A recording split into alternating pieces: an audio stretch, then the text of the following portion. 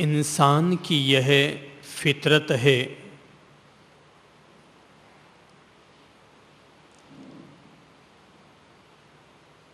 कि इंसान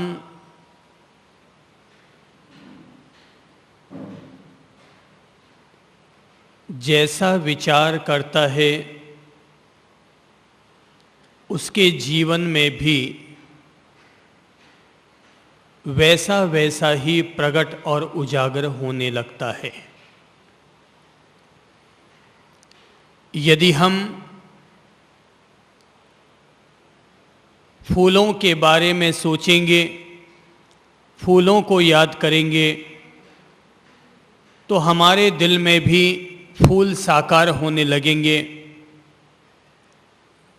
यदि हम चांद तारे सितारों को याद करेंगे तो हमारी आँखों में, हमारे जीवन में वे ही तत्व साकार होने लगेंगे।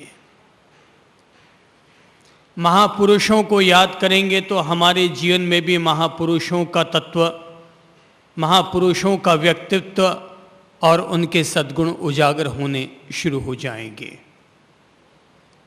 यानी यदि कोई इंसान अंधकार के बारे में सोचेगा तो जीवन में अंधकार उजागर होगा, और अगर प्रकाश के बारे में सोचेगा तो जीवन में प्रकाश उजागर होगा।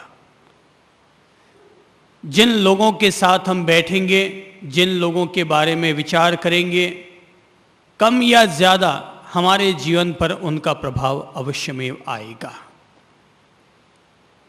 आज यदि कोई व्यक्ति विवेकानंद की कोई किताब पढ़ेगा तो उसके दिल में तमन्ना जगेगी कि मैं भी विवेकानंद की तरह सारे विश्व में जाऊं और अपनी भारतीय संस्कृति का प्रचार प्रसार करूं। ऐसे ही यदि कोई व्यक्ति महावीर के चरित्र को पढ़ेगा तो दिल करेगा मैं भी महावीर की तरह तप और त्याग करके कैवल्य का मालिक बनूं। यदि कोई बुद्ध को पढ़ेगा या गांधी को पढ़ेगा तो उनकी आत्मकथा को पढ़कर उसे भी अपने जीवन में सत्य के प्रयोग करने की प्रेरणा जगेगी।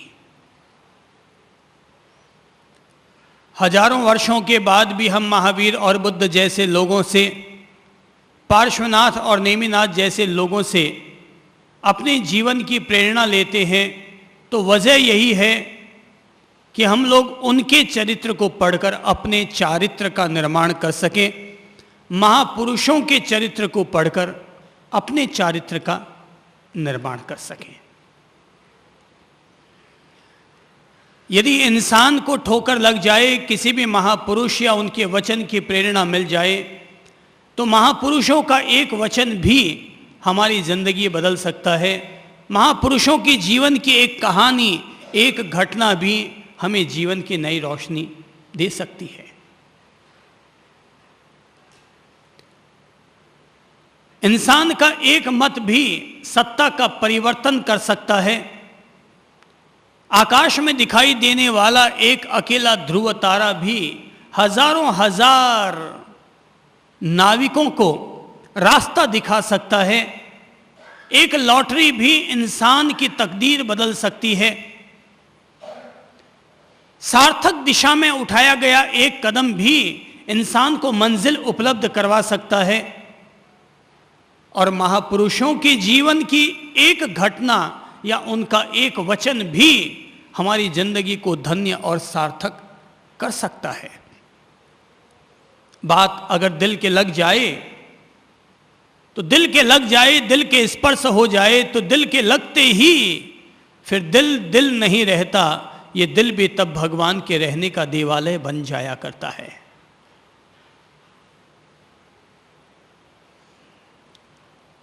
बार बार हम लोग महापुरुषों के जीवन वृत्तांत को, उनके जीवन की घटनाओं को इसलिए ले लेते हैं ताकि फिर से हमारे सामने चार दीपक जल सकें और हम लोग उन दियों की रोशनी में अपने जीवन के निर्माण के लिए, अपने जीवन के आध्यात्मिक कल्याण के लिए कुछ और भी आगे बढ़ सकें। कहते हैं सौरीपुर नगर में राजा समुद्र विजय जी राज्य करते थे। उनकी पत्नी का नाम था शिवा। राजा की 4 संतानें थी। एक का नाम था अरिष्टनेमी, दूसरे का नाम था सत्यनेमी, तीसरे का नाम था रथनेमी और चौथे का नाम था दृढ़नेमी।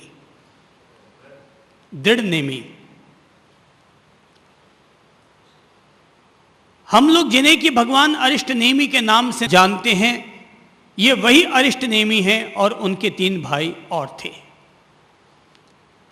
भगवान श्री कृष्ण का नाम भी हम सभी लोग भली भांति जानते हैं।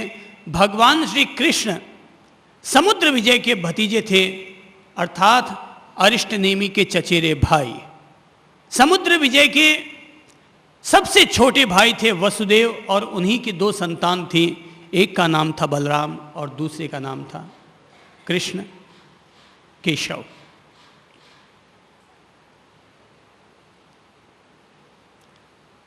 ये बड़ी महत्व की बात है कि एक ही कुल में 2 ऐसे महापुरुष पैदा हुए, जिनमें से एक ने तो जैन धर्म पर राज्य किया और दूसरे ने सनातन धर्म पर अपना साम्राज्य स्थापित किया। हालांकि जो लोग आपस में दूरी पालते हैं वे लोग ना समझी ही करते हैं। उनको लगता है कृष्ण कोई और है और अरिष्टनेमी कोई और है। हकीकत ये है, ये दोनों एक ही बगीचे के 2 फूल हैं, एक ही माली के द्वारा बोए गए 2 अलग अलग बीज हैं। कहते हैं कि जब अरिष्टनेमी युवा अवस्था को उपलब्ध हुए तो केशव की प्रेरणा से अरिष्टनेमी का विवाह राजा उग्रसेन की पुत्री राजुल के साथ निर्धारित हुआ था। और हम सभी लोग जानते हैं कि नेमिनाथ की बारात निकली थी, विवाह मंडप तक पहुंची, लेकिन वहां पशुओं की करुण चित्कार ने अरिष्टनेमी का दिल बदल डाला। कहते हैं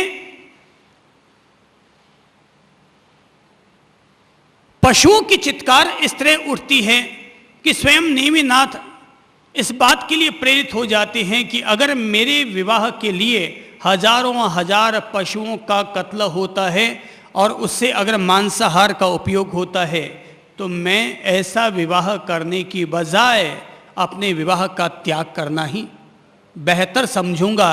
और तब एक राजकुल में पैदा होने वाला राजकुमार दया और करुणा से प्रेरित होकर के अपने सारथी को संकेत देता है। पशुओं का बाड़ा, उसके दरवाजे खोल दिए जाते हैं।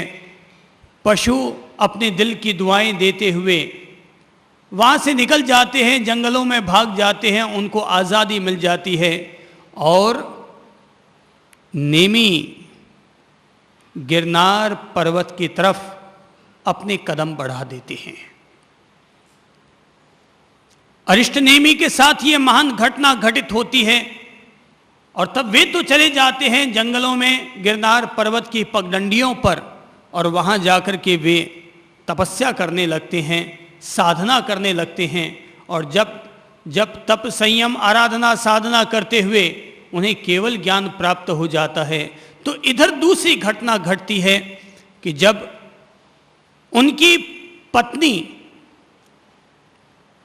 राजुल को ये पता चलता है कि उनके पति ने इतना महान त्याग किया है और त्याग का यज्ञ संपादित करते हुए वे गिरनार पर्वत की तरफ चले गए, तो वह भी अपनी तरफ से ये संकल्प कर लेती है कि मैं भी अपने पति के पद चिन्हों का अनुसरण करूंगी और मैं स्वयं भी नेमिनाथ की पत्नी भले ही न बन पाई पर मैं उनकी शिष्या अवश्य बनूंगी।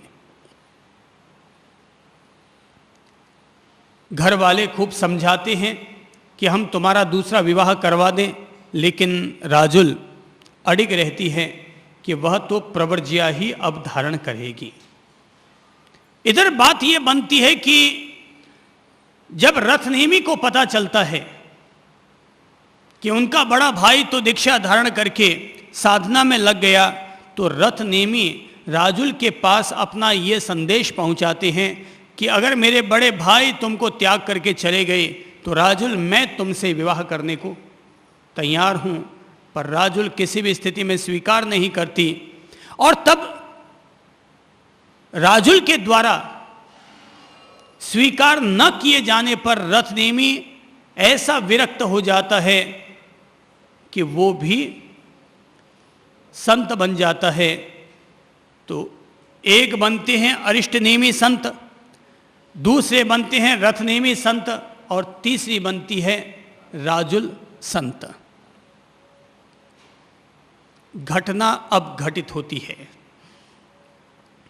एक घटना तो वो घटना थी जिसमें पशुओं की चित्कार ने अरिष्टनेमी के दिल को बदला। अब दूसरी घटना और घटित होती है।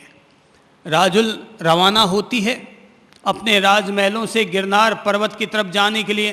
रैवतक पर्वत की ओर रवाना होती है कि बीच में तेज बारिश आने लगती है, आंधी चलने लगती है, ओले गिरने लगते हैं। तो साध्वी अपने आप को बचाने के लिए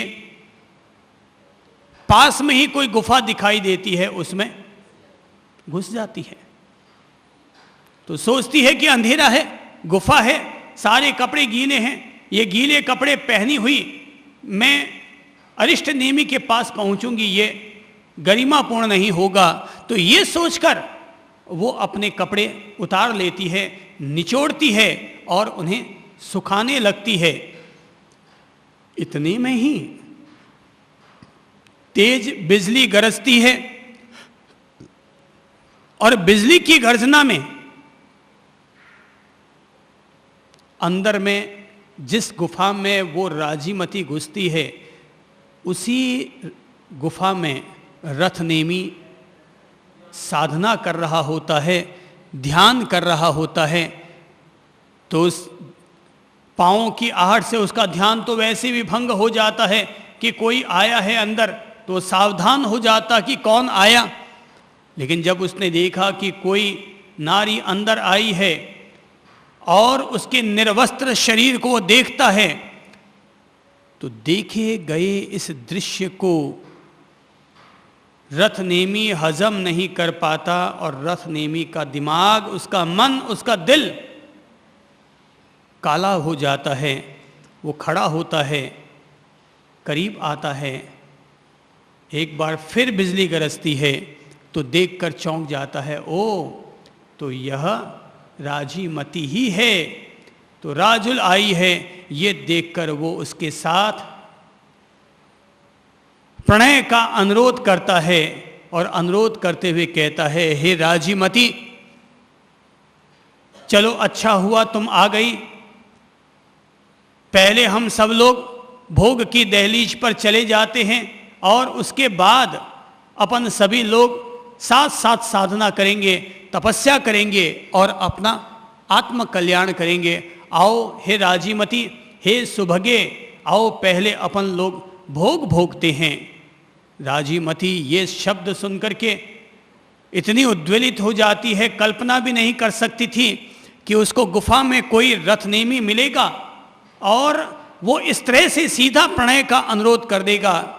राजीमती ने तब अपनी ओर से रथनेमी को झिंझोड़ा और कहा, अरे भाई, तुम भी राजकुल के हो और मैं भी राजकुल की हूं, पर मैं तो तुम्हारी भाभी लगती हूं, तुम्हारे ही अपने बड़े भाई के द्वारा परित्यक्ता हूं मैं, और तुम परित्यक्ता नारी को भोगने के प्रति आतुर हो उठे हो। अरे जैसे अगंधन कुल का सर्प लाख कोशिश कर लो मगर फिर भी एक बार जिसे डंक मार देता है उस जहर को फिर से नहीं निगलता, तो मैं तो तुम्हारे भाई के द्वारा परित्यक्ता हूं, इसलिए वमन की जा चुकी हूं, और तुम गंधन कुल के सर्प की तरह किसी और के द्वारा परित्यक्त की गई, वमन की गई वस्तु को फिर से चाटने के प्रति आतुर हो उठे हो। अरे तुमसे तो कुत्ते भी कहीं ज्यादा अच्छे होते हैं, जो वमन किए हुए, दूसरे के वमन किए हुए पदार्थ को तो कभी भी ग्रहण नहीं किया करते। तुम तो श्वान कुल से भी नीचे गिरते चले गए हो। रथनेमी इन शब्दों को सुनने के लिए कतई तैयार नहीं था, लेकिन तब राजीमती ने फिर से उसको झिझोड़ा और झिझोड़कर कुछ ऐसे शब्द कहे।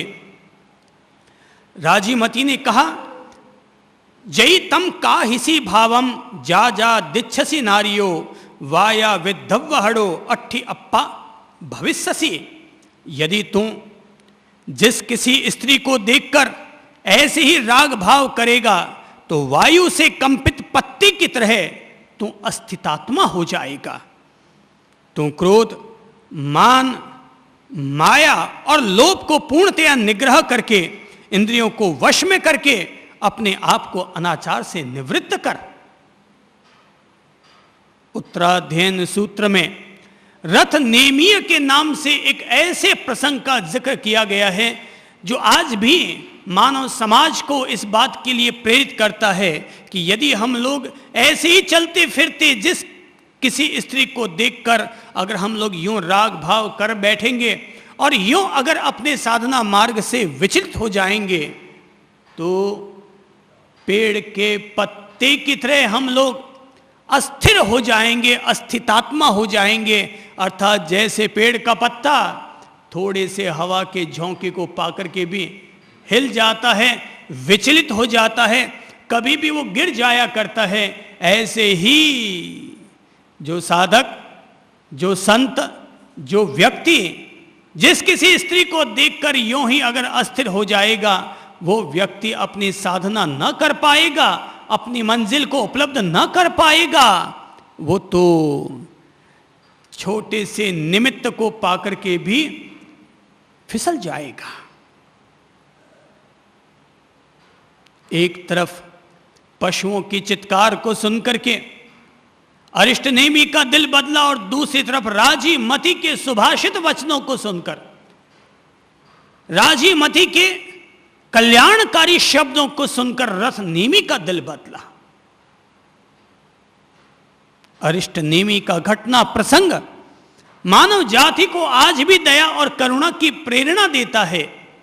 जो लोग अपनी ओर से चींटी को आटा डालते हैं, हाथी को घास डालते हैं या गौ माताओं को घास डालते हैं, वे लोग ऐसा करके अपनी तरफ से दया और करुणा को ही आंशिक रूप में जीने का प्रयत्न करते हैं। पर धन्य है भगवान श्री अरिष्टनेमी, जिन्होंने कि विवाह तक का भी त्याग कर डाला और उन्हें लगा एक नारी के साथ जीने की बजाय मुक्ति रमणा के साथ जीना कहीं ज्यादा अच्छा है।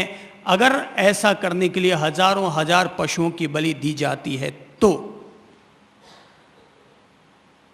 दया और करुणा से बढ़कर कोई धर्म नहीं होता, कोई व्रत नहीं होता, कोई तप नहीं होता। दया और करुणा में स्वयं ब्रह्मा का निवास है। दया और करुणा में स्वयं व्रतों के व्रत समाहित रहा करते हैं। दया और करुणा में वेदों के वेद अंतर्निहित रहा करते हैं। जिस इंसान में, जिस प्राणी में दया और करुणा का एक सद्गुण रहता है, वो एक अकेले सद्गुण के कारण आने वाली अपनी 21 नरकों को टालने में सफल हो जाता है। एक दया और करुणा का गुण जिसके भीतर विद्यमान रहता है, वह अपने एक इकलौते इस गुण के कारण निश्चित तौर पर स्वर्ग गति का, स्वर्ग का अधिपति बनने का अधिकार प्राप्त कर लेता है। मैंने सुना है इसलिए देश निकाला दे दिया जाता है क्योंकि वो किसी पुरुष के साथ गलत व्यवहार करते हुए पाई जाती है, तो राजा उसे देश निकाला दे देता है। युवक लोग मिल मिलाकर उसे नगर के बाहर खदेड़ आते हैं। रात पड़ जाती है, युवक चौंक पड़ते हैं, यह देखने को तत्पर होते हैं कि देखे तो सही कि आखिर ये महिला जंगल में अब करती क्या है। तो इतने में ही देखा एक कुत्ता नगर के बाहर, परकोटे के बाहर एक कुत्ता प्यास के मारे तड़फ रहा है। वो महिला उस कुत्ते के पास पहुंचती है, सोचती है मेरा शरीर तो कोई काम का नहीं है, पर कम से कम मैं मरूं, आत्महत्या करूं, उससे पहले इस कुत्ते की प्यास तो जरूर बुझा दूं। इधर उधर पानी टटोलती है तो आखिर थोड़ी दूर पर उसे एक तालाब नजर आता है। पानी लाए तो किसमें लाए, तभी उसे अपने पांव में पहनी हुई जूती याद आती है। वो जूती खोलती है, उसमें पानी भरती है और कुत्ते के पास लाकर कुत्ते को वो पानी पिलाने लगती है। ये घटना राजा तक पहुंचती है। राजा युवकों से कहता है, अरे भाई युवकों, जाओ उस महिला को वापस ले आओ।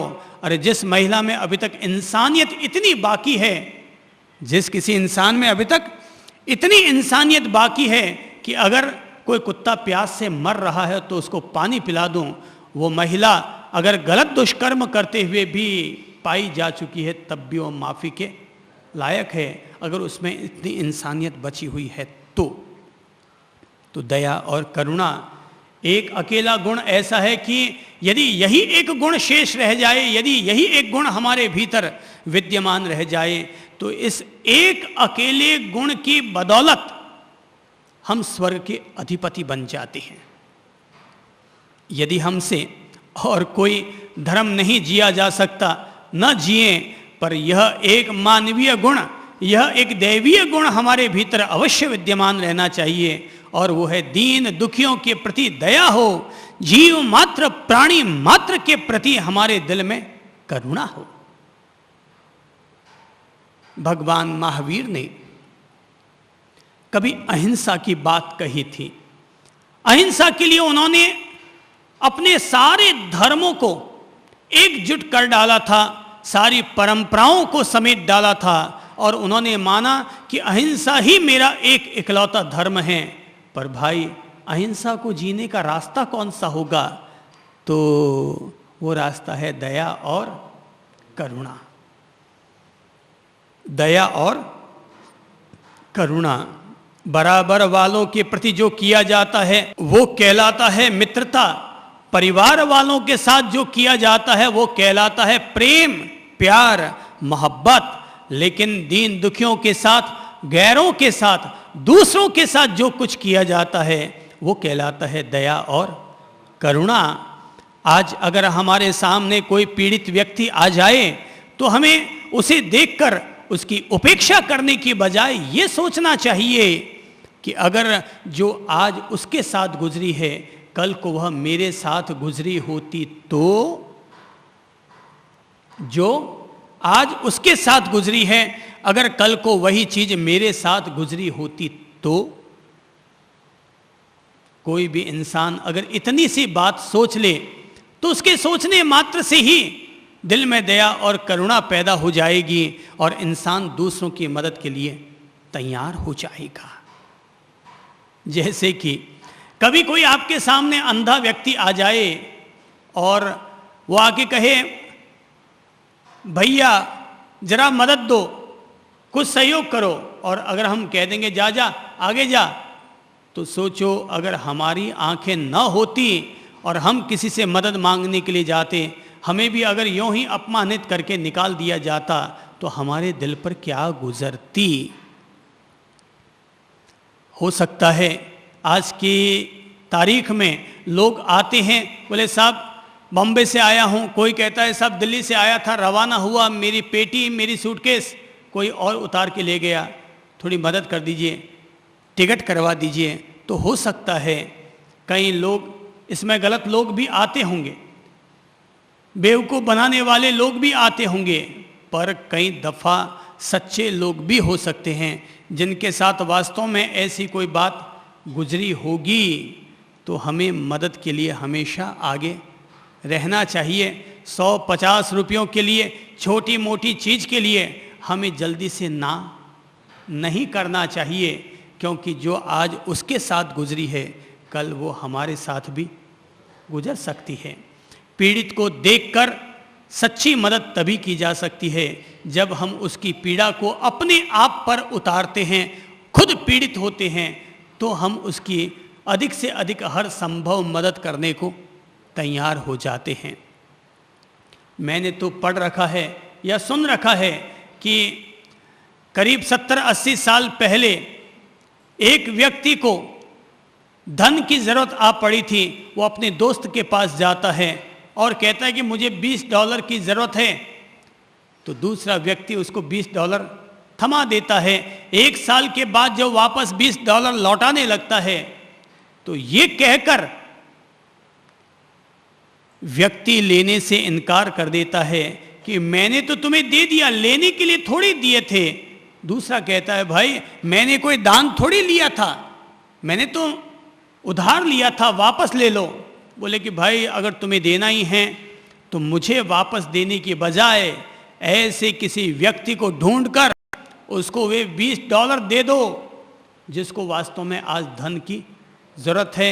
लेकिन हाँ भाई, जब तुमने मुझसे $20 लिए तो जिसको तुम $20 दो उसको केवल $20 मत देना, वरन अपनी ओर से $10 उसमें मिला के देना। और जिसको दो उसको भी ये कह देना कि भाई तुम 6 महीने के लिए इस धन को अपने पास रखना, जब तुम्हारे पास पैसा हो जाए तो $30 में $10 और मिला करके और किसी चौथे ज़रूरतमंद की मदद कर देना।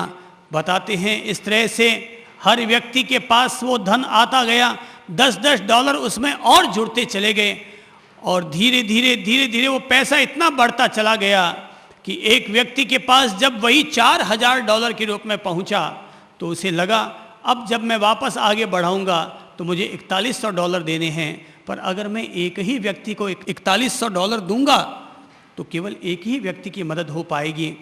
उसने $4100 की एक बैंक बना दी छोटी सी, $4100 की एक छोटी सी बैंक बना दी कि अब जिसको मदद चाहिए ले जाओ। तो उसने $4100 के द्वारा, $4100 के द्वारा 50 लोगों की मदद की। और वही फिर जब उसमें और $10 मिलकर के आए तो कहते हैं आज अमेरिका में वो एक इतनी बड़ी बैंक है जहां पर आज भी गरीब और ज़रूरतमंद लोगों को बिना ब्याज के पैसा मिलता है, ऋण मिलता है, और किसी भी व्यक्ति ने उसमें बेईमानी नहीं की और हर व्यक्ति पैसा लौटाता गया। इस तरह से एक आदमी की छोटी सी दया, एक आदमी की छोटी सी करुणा हजारों हजार लोगों के लिए मददगार बन गई। आज अगर हम कोई हमारे पास आ जाए मांगने के लिए कि भाई साहब बहुत संकट की घड़ी में हूँ, 500 रुपया उधार दे दीजिए, तो लोग पहले चरण में तो उधार देंगे ही नहीं, और अगर दे भी दें तो याद रखना भाई जब किसी की मदद करो तो इस सद्भाव के साथ कि मैं मदद कर रहा हूँ, अर्थात अपनी ओर से अपरिग्रह धर्म का निर्वाह करते हुए अपने परिग्रह का विसर्जन करता हूँ। और जब वापस 500 लौटाने के लिए आए तो अपने पास रखने की बजाय उसको आगे से आगे बढ़ाओ। हो सकता है आपके वे 500 रुपये और आने वाले 10 साल के बाद में नए 500 लोगों के लिए मददगार बन जाए। ये संभव है, ये मुमकिन है। ये अरिष्ट नेमि का दया और करुणा का धर्म है। महावीर के धर्म में, अरिष्ट नेमि के धर्म में, धर्म तो दोनों ही जैन धर्म कहलाते हैं, लेकिन दोनों के धर्म में ये बुनियादी फर्क है कि महावीर का धर्म अहिंसा प्रधान है, महावीर के उपदेश अहिंसा प्रधान हैं, लेकिन अरिष्ट नेमि का धर्म और उपदेश दया और करुणा प्रधान है। अहिंसा का मतलब तो हो गया किसी की हिंसा मत करो, लेकिन उस अहिंसा को जीवन में चरितार्थ करने का रास्ता अगर है तो वो है दया और करुणा का रास्ता। अरिष्ट नेमि दया के अवतार थे, करुणा के अवतार थे, प्रेम के अवतार थे। यही वजह है कि एक कुल में 2 लोग पैदा होते हैं, एक है अरिष्ट नेमि और दूसरे हैं कृष्ण केशव। केशव प्रेम के अवतार कहलाए और अरिष्ट नेमि करुणा के अवतार कहलाए, दया और करुणा के अवतार कहलाए। हाँ भाई, अपन लोग तो उस परंपरा के मालिक हैं जिस परंपरा में कोई राजा शिवी के पास अगर एक कबूतर आ जाता है ये कहते हुए कि राजन मैं आपकी शरणागत हूं, मेरी रक्षा कीजिए, ये बाज मुझे पकड़ने को उद्यत है। राजा शिवी कबूतर को शरण दे देते हैं, दया द्रवित हो जाते हैं। बाज कहता है महाराज मुझे तो कबूतर चाहिए खाने के लिए। शिवी कहते हैं तुम्हें तो मांस से मतलब है ना, मैं तुम्हें कोई और मांस दे दूं तो? बाज कहता है मैं एक शर्त पर दूसरा मांस ले सकता हूं कि वो मांस किसी दूसरे जानवर का न हो, वरन वो तुम्हारा अपना हो। राजा कहता है ठीक है, मुझे तुम्हारी शर्त मंजूर है। कहते हैं कि तब तराजू रखी जाती है सामने, एक तरफ कबूतर को बिठा दिया जाता है और दूसरी तरफ राजा शिवी अपनी जंगा का मांस काट काट कर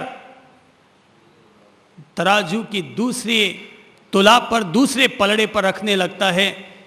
देव माया, योग माया, कबूतर भारी भारी भारी होता चला जाता है। आखिर राजा शिवी को लगता है ये कोई देव माया हो रही है, पर मैं अपनी शरण में आए हुए कबूतर को अब मरने नहीं दूंगा। ये सोचकर वो खुद ही जाकर के तराजू पर बैठ जाते हैं। बाज नहीं रहता, जो देव माया होती है वो प्रकट हो जाती है और कहती है धन्य है ऐसे राजाओं को जो दया और करुणा से द्रवित होकर अगर उन्हें अपनी जंघा का मांस तो क्या खुद को भी अगर सौंपना पड़े तो लोग तैयार हो जाते हैं। अपन लोग तो भाई ऐसी परंपराओं के स्वामी हैं। उस दानवीर कर्ण को याद कीजिए कि जिस दानवीर कर्ण के सामने स्वयं इंद्र आ जाता है उसके जीवन के रक्षा कवच और कुंडल मांगने के लिए, तब भी वो उसको खाली हाथ नहीं जाने देता। बोले ठीक है, तुम भी क्या याद रखोगे, दुनिया भी क्या याद रखेगी कि किसी एक सामान्य इंसान के सामने स्वयं देवराज इंद्र मांगने के लिए पहुंचा था और वो जीवन रक्षक कवच और कुंडल दे देता है दान में। अर्थात ये जो हाथ है ना, हमारे हाथ, ये हाथ हमेशा यों रहने चाहिए, कभी यों ना हो। ईश्वर से पैसा मत मांगो, ईश्वर से धन मत मांगो, ईश्वर से फैक्ट्री चलाने का आग्रह मत करो, ऐसी मनौतियां मत मांगते फिरो कि मेरी दुकान चले, मेरे बेटे की बहू आ जाए। मनौती केवल एक ही मांगो, प्रार्थना केवल एक ही करो, हे प्रभु ये मेरे जो हाथ हैं ये हाथ हमेशा यों रहे, किसी को देने के लिए रहे, दया और करुणा से प्रेरित रहे। हर किसी इंसान को, हम लोगों को दिन में कम से कम एक काम ऐसा ज़रूर करना चाहिए जिस काम में दया और करुणा समाहित हो।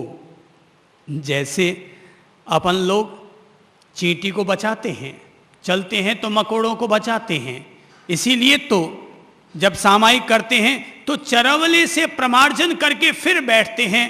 अपन भाई इतनी करुणा तो करते हैं कि हमारे द्वारा कोई चींटी ना मरे, मकोड़ा ना मरे, जानवर ना मरे, पर इतना ही अहिंसा धर्म नहीं है। इससे भी 2 कदम आगे बढ़ाने के भाव रखने चाहिए कि मैं दया और करुणा से प्रेरित होकर किसी के लिए मददगार भी बनूं, दीन दुखियों को सहयोग दूं, पड़ोसी को सहयोग दूं। अगर हम दूसरों को मदद करेंगे, दूसरों के लिए अगर अपनी कुर्बानी देंगे, तो कुदरत की व्यवस्था यही है, जैसा तुम दोगे तुम्हारे पास भी वापस वैसा ही लौट कर आएगा। अच्छा बोएंगे तो अच्छा लौट कर आएगा, खराब बोएंगे तो खराब लौट कर आएगा। अब ये कितने बड़े ताज्जुब की बात है कि अरिष्ट नेमी भगवान, जिनकी साधना का काल कोई बहुत लंबा चौड़ा नहीं रहा, लेकिन फिर भी आज भी हजारों हजार वर्षों के बाद भी ये पूरा समाज, मानव समाज अरिष्ट नेमी और राजुल के गीत गुनगुनाता है और अपने जीवन के लिए दया और करुणा की प्रेरणा लेता है। तो अरिष्ट नेमी के जब घटनाक्रम को हम लोग याद करते हैं तो उनसे हम सब लोगों को ये प्रेरणा लेनी चाहिए कि जैसे अरिष्ट नेमी ने तो विवाह तक का त्याग कर डाला कुछ पशुओं को बचाने के लिए, हमें भी अपनी ओर से अभय दान, जीवन दान देने के भाव रखने चाहिए और ये भाव ज़रूर संजोने चाहिए कि मुझसे और ज़्यादा हो पाए या ना हो पाए, पर साल में कम से कम एक मरते हुए जीव की दया तो अवश्य हो। और अगर लगता है मैं वो भी नहीं कर सकता तो कम से कम इतना तो ज़रूर करें कि हम लोग हर महीने 101 रुपया ही सही पर अलग से निकालें कबूतरों के लिए, दाने के लिए, कबूतरों को दाना डालने के लिए, जौ डालने के लिए ही हम महीने में 100 रुपया अवश्य खर्च करें। लगता है अगर किसी के पास धन निकालने की सुविधा नहीं है तो सुबह शाम खाना बनाते समय आधा मुट्ठी आटा तो ज़रूर अतिरिक्त रूप से भिगोएं, ताकि उस आटे की रोटी किसी भूखी गाय को, किसी भूखे जानवर को, किसी भूखे कुत्ते को, किसी को भी हम अपनी तरफ से समर्पित करें। हमने कितना बड़ा किया ये महत्वपूर्ण नहीं है, हमने कुछ किया ये महत्वपूर्ण है। चाहे आधा मुट्ठी हो, चाहे 1 मुट्ठी हो, चाहे 10 मुट्ठी हो, चाहे 10,000 हो, चाहे 10 लाख हो, हम कुछ न कुछ करते हैं अपनी औकात के मुताबिक।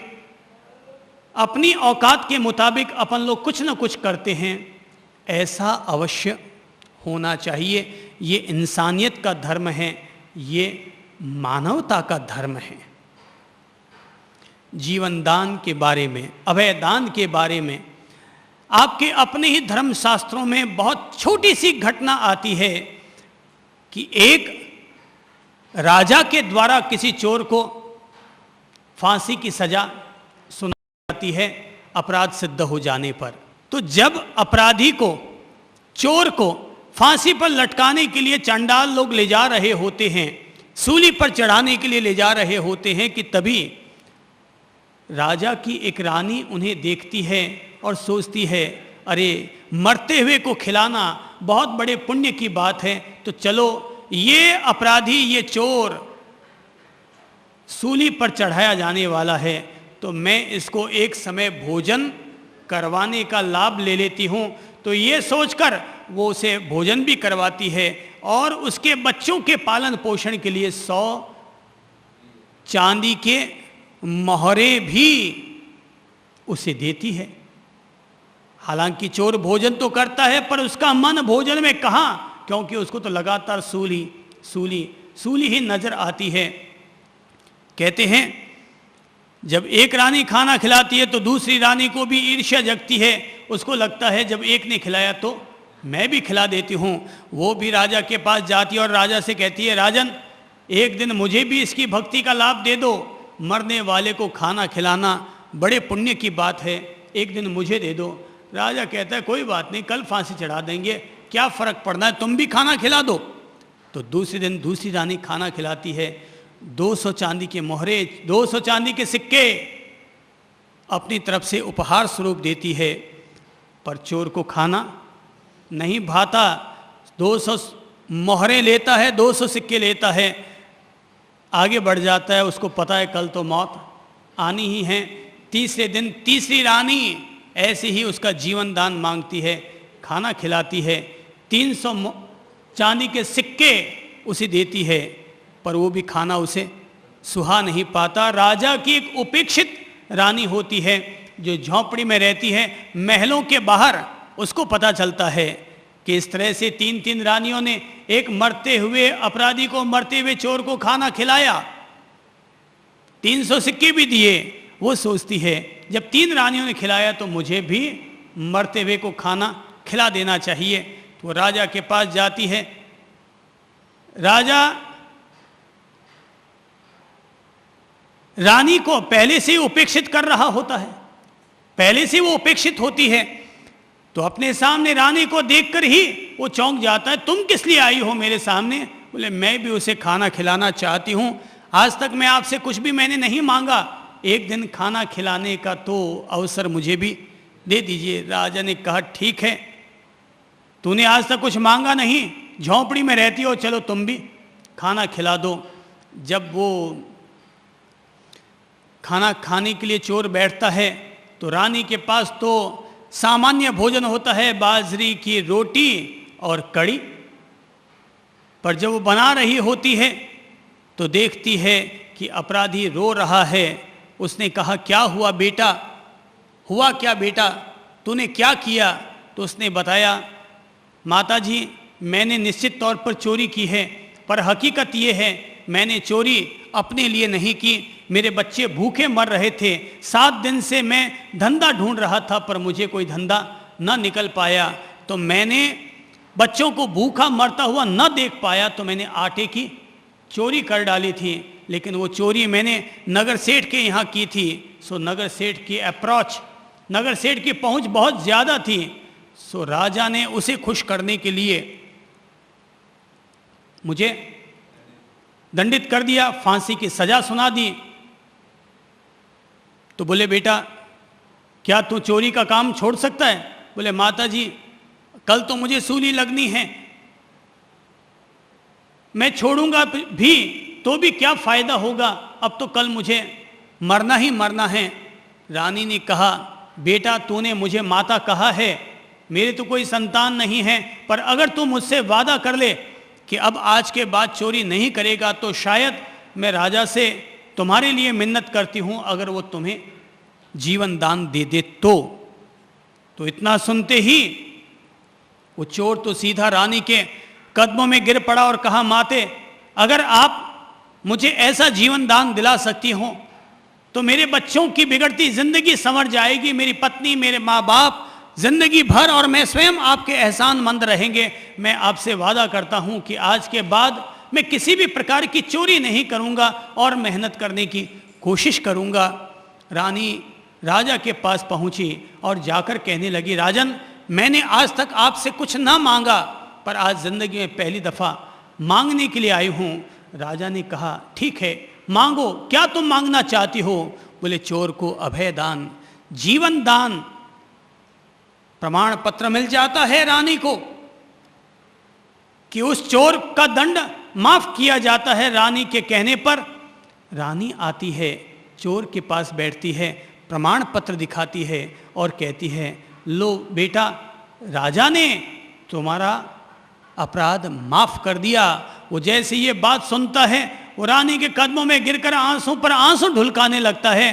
रानी उसे अपने हाथों से बाजरी की रोटी कड़ी में भिगो भिगो कर खिलाने लगती है। चोर की आंखें लगातार आंसू गिराती रहती है और तब वहां से छूटकर जा रहा होता है, अपने घर की तरफ जाने लगता है। पहली रानी कहती है, असली तो मैंने उसकी सेवा की, अगर मैं ना बुलाती तो दूसरी कैसे उसकी सेवा कर पाती। दूसरी ने कहा, अरे तूने बुला लिया तो क्या हुआ, मैंने उसको 200 सिक्के दिए, ज्यादा सेवा मैंने की। तीसरे ने कहा, मैंने 300 सिक्के दिए। राजा के पास बात पहुंची, राजा ने चोर को बुलाया और कहा कि बोल, सबसे ज्यादा भक्ति किसने की तुम्हारी, तुम्हारी सबसे ज्यादा भक्ति किसने की? चोर ने कहा, न तो पहली ने, न दूसरी ने, न तीसरी ने, मेरी असली भक्ति उसने की जिसने कि मुझे जीवन दान दिलवाया, जिसने कि मुझे जीवन दान दिलवाया। न तो उसने मुझे कोई 7 तरह के पकवान खिलाए थे और न ही उसने मुझे कोई सिक्के दिए थे, लेकिन उसने मेरे गले में अटके हुए प्राण मुझे वापस लौटा दिए। जीवन दान देना दया और करुणा की सबसे बड़ी पराकाष्ठा है। दया और करुणा की सबसे बड़ी पराकाष्ठा है। जीवन में भाव रखो भाई कि कभी मैं भी मरते हुए जानवर को बचाऊं, कभी कोई संयोग बन जाए तो पशु पक्षी दीन दुखियों के लिए कोई अस्पताल बनाऊं, छोटी मोटी व्यवस्था ही सही लेकिन अवश्य करूं। और अगर हमसे इतना भी ना हो पाए तो कम से कम किसी मरते हुए प्राणी को देखकर, घायल प्राणी को देखकर उसे अस्पताल पहुंचा दें। वो भी अगर मुमकिन ना हो पाए तो उस मरते हुए प्राणी को नवकार मंत्र या गायत्री मंत्र ही सुना दें। हो सकता है आपके द्वारा की गई इस छोटी सी आंशिक दया और करुणा के कारण फिर से कोई धरणेन्द्र और पद्मावती का जन्म हो जाए, फिर से कोई धरणेन्द्र और पद्मावती का जन्म हो जाए। पार्श्वनाथ ने इतनी सी ही तो दया और करुणा की थी कि एक मरते हुए सर्प युगल को उन्होंने धर्म मंत्र का श्रवण करवाया था। वही सर्प युगल मर करके धरणेन्द्र और पद्मावती देव बने। और जब पार्श्वनाथ कमठ यानी मेघमाली के उपसर्गों और परिसहों से संत्रस्त हुए पानी में डूबने लगे, तो डूबते हुए उस पार्श्वनाथ को उसी धरणेन्द्र और पद्मावती ने बचाया था, जिसको कि दया और करुणा से प्रेरित होकर नवकार मंत्र और धर्म मंत्र का पार्श्वनाथ ने कभी श्रवण करवाया था। दया और करुणा का धर्म महान है। आज के इस लोक में, आज के इस युग में, आतंकवाद से घिरे हुए युग में, स्वार्थ से घिरे हुए युग में दया और करुणा संसार का सर्वश्रेष्ठ धर्म है, संसार का सर्वश्रेष्ठ सिद्धांत है। इंसान होकर इंसान के काम आना, यही तो इंसान का धर्म है। यदि इंसान इंसान के काम आता है तो ऐसा करके वो धर्म को ही अपने जीवन में जीता है। पर यदि वो इससे भी 4 कदम आगे बढ़कर पशु पक्षी दीन दुखी उनके लिए भी अगर मददगार बनता है, उनके लिए भी अगर उसके दिल में मानवीय दृष्टि बनती है, तो सचमुच ये दया और करुणा का धर्म महान धर्म है। आज की तारीख में अगर किसी भी धर्म की जरूरत है तो एक ही धर्म चाहिए, और वो है दया और करुणा का धर्म। अरिष्टनेमी जिन्होंने कि अपने जीवन में भी इस दया और करुणा को जिया और आने वाले युगों के लिए भी दया और करुणा का संदेश प्रदान किया था, तो पशुओं की चित्कार ने अरिष्टनेमी के दिल को दया और करुणा से अभिभूत कर डाला था। उनका दिल बदल गया, और उधर राजीमती के शब्दों को सुनकर किसी रथनेमी का दिल बदल गया, और तब राजीमती ने अपनी तरफ से अपने ही पति के छोटे भाई को संबोधित करते हुए कहा था, हे रथनेमी, अगर तू इस तरह जिस किसी स्त्री को देखकर यूं अगर राग भाव करेगा, तो पेड़ के पत्तों की तरह तू अस्थित आत्मा हो जाएगा। अर्थात तू पेड़ के पत्तों की तरह यूं ही हिलता डुलता रहेगा, तेरी कोई मंजिल नहीं होगी, तेरी कोई साधना नहीं होगी, तेरे लिए मुक्ति का कोई धाम वैकुंठ धाम नहीं बन पाएगा। साधक के लिए एक ही बिंदु की जरूरत होती है, और वो है स्थित आत्मा होना, स्थित प्रज्ञ होना, अर्थात अपने साधना के मार्ग पर स्थिर हो जाना, अटल हो जाना, अविचल हो जाना। अगर हम लोग यूं छोटे छोटे से निमित्तों को पाकर यूं ही अगर विचलित होते रहे, तो भाई काम भोग तो चित्त का एक धर्म है, पर चित्त के न जाने कितने सारे दुर्गुण हैं। क्रोध अलग है, मान अलग है, माया और लोभ अलग है, अलग अलग तरह के कषाय हैं। अगर हम लोग यूं छोटे छोटे निमित्तों को पाकर के अगर विचलित हो जाएंगे, तो इधर काम अर्थात अगर हम लोग यूं ही जिस किसी स्त्री को देखकर अपनी नज़रों को अनियंत्रित कर बैठेंगे, अपने मन को अनियंत्रित कर बैठेंगे, तो भाई ये तो संभव नहीं है कि तुम जिस रास्ते से गुजरो उस रास्ते पर तुम्हें कोई स्त्री या पुरुष न मिले। ऐसा कोई स्थान नहीं मिल सकता कि जिस स्थान पर तुम जाओ और वहाँ पर तुम्हें कोई स्त्री और पुरुष ना मिले। इसलिए ऐसे स्थान में जाने की बजाय कि जहाँ कोई नहीं रहता, अपनी नज़रों को ठीक करो, अपने मन को नियंत्रित करो, अपने मन को संयमित करो, ताकि जिस किसी स्त्री को देखकर तुम अस्थितात्मा या विचलित ना हो वो। अर्थात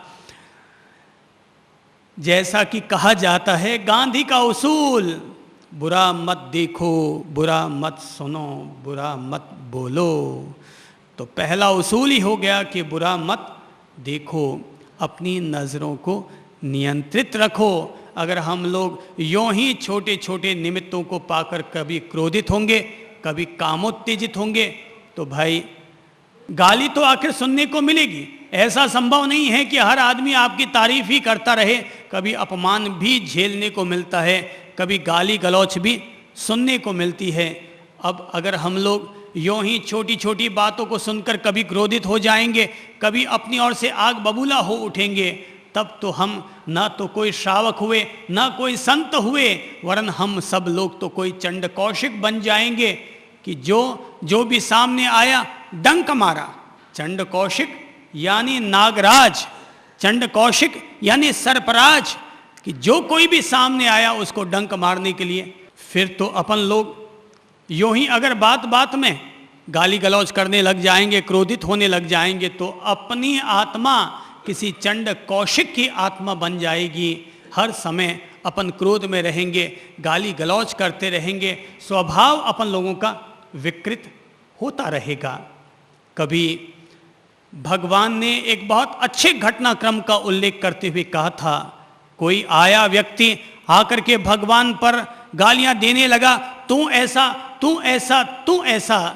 भगवान ने जब देखा कि 10 मिनट बोल करके वो चुप हो गया, तो भगवान ने कहा, भाई अब तुम जरा शांति से बैठो, जरा मुझे एक बात का जवाब दो कि अगर तुम्हारे घर पर कोई मेहमान आए, तुम उसके लिए भोजन बनाओ, पर अगर वो भोजन करने से इनकार कर दे तो भोजन किसका किसके पास रहेगा। गाली देने वाले आदमी ने कहा, भगवान अगर मैं किसी के लिए भोजन बनाऊंगा और वो भोजन करने से इनकार कर दे तो मेरा भोजन फिर तो मेरे पास ही रहेगा।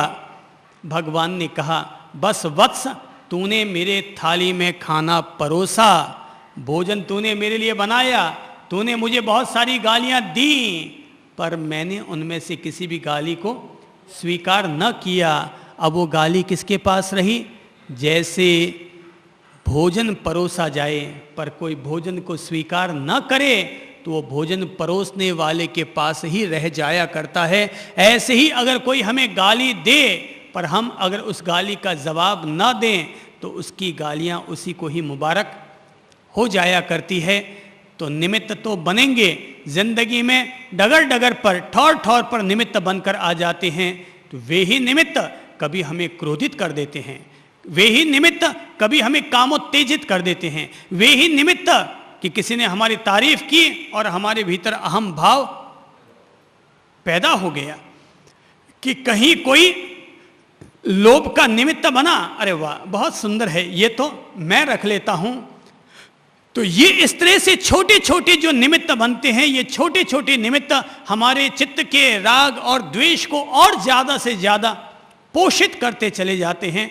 हमें विचार करना चाहिए, हम अगर यों निमित्त प्रधान जीवन जिएंगे तो कभी अनुकूल और कभी प्रतिकूल निमित्त तो हमारे सामने आते ही रहेंगे। हमें निमित्तों से प्रभावित होते रहने की बजाय स्थितात्मा बनना चाहिए, स्थिर आत्मा बनना चाहिए।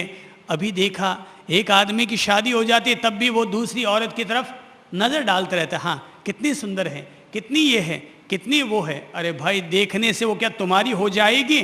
तो जब तय है कि देखने से वो तुम्हारी नहीं होगी तो फिर अपन लोग अपनी नजरों को खराब करके और अपनी आत्मा को क्यों गिराएं? क्यों गिराएं अपन? फिर कभी मैंने एक बहुत अच्छी घटना पढ़ी थी और उस घटना का सार यह है, कहते हैं कि एक देश का क्रिकेटर दूसरे देश में खेलने के लिए जाता है और चूंकि क्रिकेट के खिलाड़ियों पर लड़कियां जल्दी से फिदा हो जाती हैं तो एक लड़की उस क्रिकेटर के प्रेम में आ गई। दोनों ने एक दूसरे के साथ प्रेम की, इतनी ज्यादा बढ़ोतरी हो गई, इतनी ज्यादा बढ़ोतरी हो गई कि वो लड़की उस क्रिकेटर की गर्भवती बन गई। लड़का कुछ महीने रहा होगा, लंदन वंदन रहा होगा और घूम घुमाकर साथ में फिर वापस अपने देश चला गया। बात खत्म हो गई। कोई 20 साल के बाद अचानक वो किसी एक ज्योतिषी को अपना हाथ दिखा रहा था कि तभी ज्योतिषी ने कहा, भाई तुम्हारे हाथ में एक गजब की बात है। बोले क्या बात है? बोले तुम्हारे हाथ में 2 पत्नियों का योग है। बोले 2 पत्नियों का योग? और तभी उसको याद आता है, ओ तो एक वो भी मेरी पत्नी बनी थी। हाँ, उससे मैंने कुछ वादे किए थे, ढूंढता हूं अब उसके क्या हालात होंगे। वो निकल पड़ा, फ्लाइट की टिकटें की और वापस लंदन चला गया। वहां जाकर देखा तो वही मकान, तो उस मकान में गया, बाहर वही बोर्ड लगा हुआ था, उसी के नाम का था। उसने घंटी बजाई तो अंदर से पत्नी बाहर निकल कर आई। उसने जैसे ही अपने सामने पति को देखा तो आंखों से अश्रुधार बहने लगी। उसने कहा, ओह, तो तुम आ गए। मैं 20 साल से तुम्हारी इंतजारी कर रही थी कि कभी न कभी तो तुम जरूर यहां पर आओगे आओगे आओगे। मैंने 20 साल तुम्हारी इंतजारी में बिता दिए। चलो अच्छा है, ईश्वर का लाख लाख शुक्र है कि आखिर उसने तुम्हें यहां पर भेज ही दिया। पर एक बात तो बताओ कि अचानक 20 साल के बाद तुम्हें मेरी याद कैसे आई? क्रिकेटर ने कहा, दरअसल बात यह है कि ज्योतिषी को मैंने हाथ दिखाया तो उसने कहा था तेरे हाथ में 2-2 रेखाएं हैं विवाह की। इसका मतलब है तुम्हारे जीवन में 2 पत्नियों का संयोग है। यह सुनते ही मुझे तुम्हारी याद आ गई। पत्नी ने यह कहते हुए अपने घर का दरवाजा हमेशा के लिए बंद कर दिया कि तुम्हारे हाथ में 2 रेखाएं होंगी, पर मेरे हाथ में तो एक ही रेखा है। तुम्हारे हाथ में 2 रेखाएं होंगी, पर मेरे हाथ में तो एक ही रेखा है। बस ये कहते हुए उसने दरवाजा बंद कर दिया। इसको कहते हैं स्थितात्मा, एक में ही स्थिर रहना। इसको कहते हैं शील व्रत का पालन करना, अर्थात अपने आप को अपने अंकुश में बनाए रखना। संयम से बढ़कर कोई धर्म नहीं होता, संयम से बढ़कर कोई तप और त्याग नहीं हुआ करता। और संयम यही है कि हर कोई व्यक्ति अपनी अपनी मर्यादा में रहे, और जिसकी जो मर्यादा है व्यक्ति को वहीं तक ही अपने आप को सीमित रखना चाहिए। हमेशा तप और त्याग के भाव रखने चाहिए। और रथ नेमी राजुल की कहानी से हमेशा ये प्रेरणा लेनी चाहिए कि मैं स्थितात्मा बनूं, अस्थितात्मा नहीं। अर्थात स्थिर चित्त, स्थित प्रज्ञ बनो, न कि अस्थिर चित्त हो जाऊं। जो आदमी एक पर कंट्रोल करेगा, एक पर बना हुआ रहेगा, वही व्यक्ति अटल कहलाएगा। और जो कभी इसको देखा, हाँ यार है तो बहुत सुंदर, कभी उसको देखा, नहीं यार ये ज़्यादा ठीक है, कभी इसकी गाली सुनी और फिर क्रोधित हो गया, थोड़ा सा, अर्थात छोटे छोटे निमित्त मिलते चले गए और आदमी जिंदगी भर यों ही पेड़ के पत्तों की तरह हवा में ही हिलता रहा, हवा में ही हिलता रहा। तो ऐसे पेड़ के पत्तों की तरह जो वायु से कंपित हो जाए, उस तरह के पत्ते बनने की बजाय हम लोगों को राजुल की तरह अड़िग बनना चाहिए कि अगर अरिष्ट नेमी के साथ मेरा विवाह तय हुआ, मैं अरिष्ट नेमी की ही रहूंगी, भले ही वो संत भी क्यों ना बन जाए, तो अब मैं साध्वी के रूप में उनकी बनूंगी। और अगर वहाँ पर भी संयोग न बना तो मोक्ष धाम, बैकुंठ धाम में मैं शाश्वत अपना निवास उनके साथ बना लूँगी। कुल मिलाकर सार बात इतनी सी है कि किसी पशुओं की चित्कार ने अरिष्ट नेमी का दिल बदला था और राजी मती के शब्दों ने रथ नेमी का दिल बदल डाला। और तब रथ नेमी अरिष्ट नेमी के पास पहुंचते हैं, प्रायश्चित करते हैं। राजुल, रथ नेमी, अरिष्ट नेमी तीनों ही जप तप संयम की पराकाष्ठाओं को उपलब्ध करके अरिष्ट नेमी तीर्थंकर बनते हैं। पर राजुल और रथ नेमी दोनों ही सिद्ध बुद्ध और मुक्त हो जाते हैं। हमें अपने आप को अपने नियंत्रण में रखना चाहिए, अपने आप को अपने कंट्रोल में रखना चाहिए। जैसे बहुत बड़ा जानवर कहलाने के बावजूद हाथी अंकुश में रहता है, वैसे ही हमारा मन, हमारा चित्त, हमारी इंद्रियां भले ही चाहे कितनी भी बेलगाम क्यों ना हो, चाहे जितनी क्यों ना भटकती हो, पर अगर हम लोग अपने आप पर अपना नियंत्रण और अंकुश रखते हैं, पंच अणुव्रत, पंच महाव्रतों के रूप में अगर हम लोग अपने आप पर अपना अंकुश रखते हैं, तो ये मन, ये इंद्रियां, इन सब का निग्रह किया जा सकता है। हम लोग जितेंद्रिय बन सकते हैं, आत्म विजेता बन सकते हैं, मृत्युंजय बन सकते हैं। केवल कंट्रोल रखना हमें अपने आप में आ जाना चाहिए, तो हमारे लिए भी सिद्धि, हमारे लिए भी मुक्ति का स्थान है, बशर्ते हम लोग अपने आप को अस्थितात्मा न बनाएं, अटल अविचल बने रहें अपने व्रतों में, अपने धर्म में, अपने तप त्याग और संयम में।